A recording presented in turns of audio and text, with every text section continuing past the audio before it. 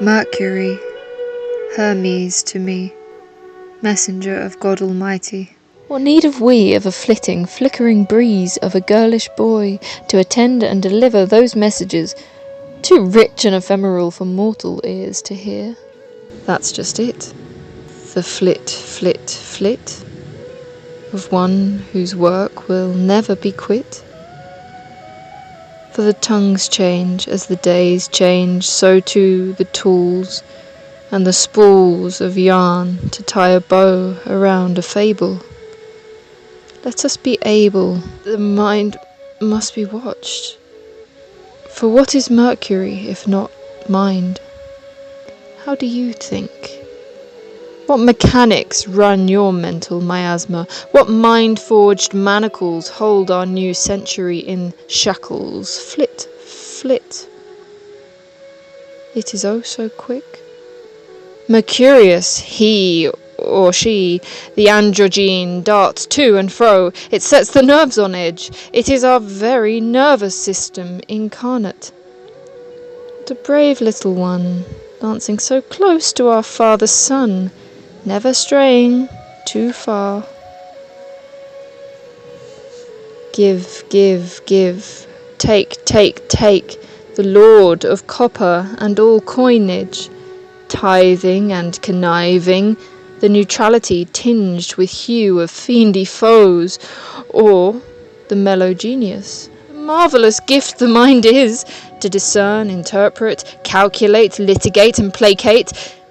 And then those glamorous fools who use it for music and perceiving the divine, who gift it back as sweetly as songbirds, who are piecing it all together through lyric and strong words, tricky trap of universal hilarity, mirroring, gleeful, the pitfalls of humanity, human errors, as we stumble and learn, taking turns to be humble and bumble through digital dilemmas of the soul, tracking this route towards whole, as the heart yearns, Mercury unfurling life as a fern, seeing patterns, pretty patterns, lighting lanterns as it flits through the details loosely harnessed, and on course this worthy servant wants no more nor less than to play, investigate, and convey.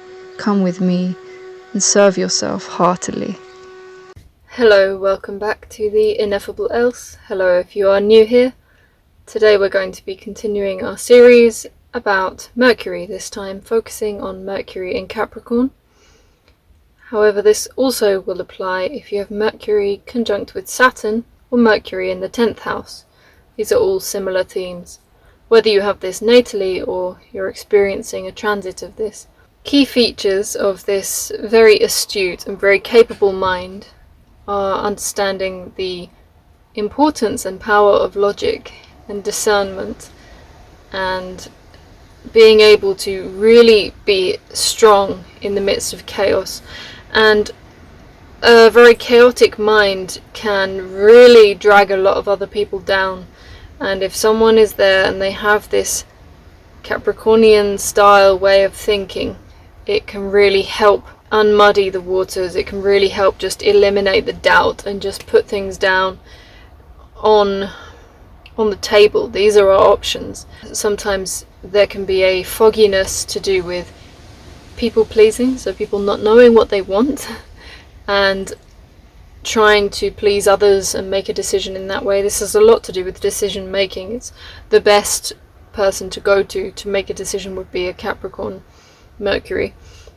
This is finding the logic and the order within the chaos and really being quite pleased with the chaos. This is something that I think is perhaps lacking with the Virgo type, in that it doesn't like it when it's chaotic, whereas a Capricorn, it really rises to the occasion and can honour the placement and deliver the highest quality of being able to save the day. There is always something quite patient, a potential for patience within the archetype of Capricorn, meaning it is concerned with time. Sometimes it is a bit too concerned with not wasting time and not allowing things to kind of meander, and it's the cardinal energy. Although it is cardinal earth, it still will want to charge forward and kind of come to a solution. You know, it's It's an interesting archetype with Capricorn because it is feminine, it is earthly, and yet it is that part of us that just wants to grin and bear it, get through it, and batten down the hatches, make sure everything is shipshape and ready before anything else takes place. So it's a good person to have around. But when you have it within your own consciousness, try to see how your mind is sometimes always looking just for solutions rather than being able to kind of let go and enjoy an experience, and knowing when to take control and to lead a dynamic, lead the narrative, and when to hold off, hold back, and just really start to think of yourself and the way that your mind functions as a grandfather type of energy. You may watch the children play, you may let them kind of get carried away, but you don't jump on them at the first sign of trouble. It's holding back and letting them make mistakes, letting the situation kind of escalate until a certain point, but then knowing when this hand gesture comes out and it's no. And this is in any environment, you have that within you to be the kind of, well, it's a dominating type of energy, and certain people like to be dominated and kind of need that. So it's good for you to come along and set the boundaries and establish where the boundaries are, whilst others are exploring new territories. You're the kind of key player to come in and mention that fact that everybody is overlooking, and mention that limiting factor which exists within all of us, the acceptance of certain limitations. Watch that you don't limit things that are not necessary to be limited, and in terms of your own potential or potential in others. Really make sure you recognize your own emotional feedback within all of this, because I talk to you as if you are just your mind, you are just your Mercury, but you have many different things operating within you. And if you do have your Mercury in Capricorn, then your Sun will likely be in Sagittarius, or also in Capricorn, or in Aquarius. And Aquarius and Sagittarius are very dreamy, utopian type of signs, so perhaps watch how your mind interacts and judges your dreams. Also watch that your dream, your soul mission can actually utilize that kind of very intelligent and clarifying, clear Mercury space that is not concerned with others' opinions. It's you can be your own internal sort of monitor on how to make your dreams reality, and there are many cases throughout history where that kind of force could have been useful to know when enough is enough, to know when to kind of go home. When is the party actually over. And it's a warm fuzziness that comes with death, and with the end of things and the culmination of things. This is that grandfather energy at the top of the mountain. Look at what you've achieved. Isn't that good? Aren't you a genius? But to kind of vet yourself and just put yourself back into a perspective within the greater whole of the universe. I apologize if you can hear some rain on the roof of our vessel, but that is what it is. And that is quite Capricornian, mercurial energy. I love if you watch the introduction that I've made about Mercury in general, it really is, it's not partial, it really is just here to deliver. And the Capricorn really likes that, really likes statistics and facts and analysis and coming to solid and steadfast conclusions based on logic and fact. What do you do with your mind? How do you use your mind, and do you explore with it, or do you utilize the mercurial nature for exploration, or do you have your beliefs that kind of were set in stone when you were very young? Do you question them very much? It can be very good for a Capricorn to self-investigate, as well as just kind of looking outwards and judging the rest of the world, but actually to judge your own self. And astrology is a great way to inquire into the self and to see all of these component parts and how they function within you. And how much to what extent do you identify with the Capricorn energy, and to what extent do you judge it perhaps as fuddy-duddy and old, and you don't want that, you don't really respect that. But if you are of a more utopian, daydreaming character, then this could be an aspect within your chart, this could be an aspect within another person that could really help to balance you, help to bring your inner fabric into kind of an uncreased state, a very smoothed out and ironed, finished state, which will ultimately result in more manifestation rather than just dreaming and just kind of, I can see all of these things. Well, the Capricorn mind will actually help you design the blueprints, help you to be that architect of your own desires, of your own fantasy reality. The other thing that a Capricorn is never afraid to do, and Mercury is all about communication, ask questions. And it's so important to just ask. And so many times we go into a discussion, or we think we need to confront someone and it's going to be awful. Just ask questions. Especially if you have you're going to have a very keen ear and a keen discerning capacity. So don't doubt yourself. If you have a feeling that someone is perhaps lying to you, the best thing to do is to talk to them directly, but you don't need to do anything other than just ask a series of direct questions. And based on how they respond, if they try to shut you down, if they push you away, just ask more questions. And and this is the Teflon nature of this, where you're not going to touch me, you're not going to penetrate through this the Capricorn is ruler of the bones, it's that toughest part of the human. You're not going to penetrate that with your little comeback or whatever you're going to try and push me away with. And this isn't just in terms of lying, but in terms of if you see someone suffering and they reach out to you but then they don't open up, and just to ask questions. You don't need to give them any kind of big life advice or anything like that. Just ask questions. Ask questions and let them sit with their own answers. Let them sit with their own lack of answers and let them reflect.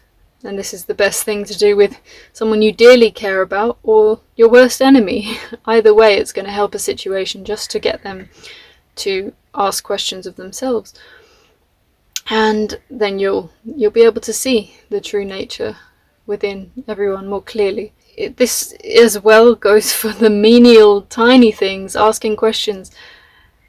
My partner Ricardo is highly Capricornian. Like, four elements, 4 aspects in his chart are all in Capricorn, and he just asks questions of everything, of everyone. If someone is selling him something, or we were in Scotland, there's a sign saying lamb's wool from Scotland, and the owner, we're looking at them. Interesting. The owner's saying, "Oh yeah, that's from Scotland. That's wool from Scotland. Really? Yeah, it's from the Aran Islands. Oh yeah." And I'm there like, the label says Lincolnshire. I said, but the label says Lincolnshire. He said, "Oh, well that's where that's where the jumpers are made, but the wool comes from the Aran Islands." And I go, read deeply into the little card it comes with, and it said that the wool came from sheep roaming the land of the Pennine Mountains in Lincolnshire. And I said, no, it says Lincolnshire. And he says, well, that one in your hand is from Lincolnshire, but the other one in his hand, that one has come from the Aran Islands in Scotland. Okay, interesting. And we walk away from that shop, and I say, trying to lie to us. We go to another shop, and there's a wool expert there, and I say, the Aran Islands, do they make jumpers there? And she said, the Aran Islands in Ireland, they make jumpers there. There are 2 different Aran Islands. The one where the jumpers comes from is in Ireland. Interesting, good to know. And just peeling back the layers with very little energetic input, whereas perhaps in the past I would feel very I'm being cheated. Am I being cheated? Am I being paranoid? Just ask a series of very logical questions, and then you get to the truth, which is the lies. And it's really the lies that are the thing that you can see, because the truth is always self-evident, and the lies just reveal themselves when you ask enough questions. And this is my advice for every area of your life, however menial or however meaningful. It's a good rule of thumb to stick by, especially if you have this within your chart, because there's a policeman element to it, a detective, an investigator quality, where people will answer you, especially if you go there and you're just asking honestly and just requiring the information as you would a detective. And if you yourself are coming there with, you take it or leave it, you're just here for the truth. If you always hold truth as your closest thing to you and you're not trying to get anything from anyone, then truth is what you shall receive. Even if it will be in the form of someone squirming over their own lies, or over their own insecurities, or their own triggers, or their own judgments. It's very important to have your baseline in check of knowing yourself, knowing where you come from and who you are and what your values are. And as this is also to do with the 10th house, the 10th house is the place of sort of wealth and material value in the greater outside world, so understanding the value of society and something which functions, and just following through on that story, instead of just perhaps forgetting that whole situation and going on with my day, I thought, well, what's the next logical stage? Well, I'll go and speak to the police and find out where's my legal stance on all of this. And went and spoke to the police, and they said, well, you need to contact trading standards. And it's just a Capricornian way of looking at things, where it's like, well, how well does the system actually work? And rogue traders like that are kind of a good example, because it's all about kind of pulling people back in line, so we're not it's funny, we're not abusing each other in small ways, which then doesn't resolve in heightened levels of resentment further down the line, because we've all kind of got these checks and balances in our society to make it function. That's the dream of the Capricorn. So interesting moment to be recording this after the death of the Queen, and understanding power, authority, who should have authority, how do we make these kind of systems work. These are all interesting things for you, especially with the Capricorn Mercury, to be thinking about and considering. It's what are the structures of authority, and what place does family play a role, and to what extent has family changed over the years, and what things could we bring back. It's also about tradition, it's also about letting things go and knowing it, as much as tradition will be supported by Capricorn and held on to strongly, it will just as easily be left behind if it sees it as not serving something. Everything has to have a purpose with this sign, and that's what I really appreciate and enjoy about Capricorn.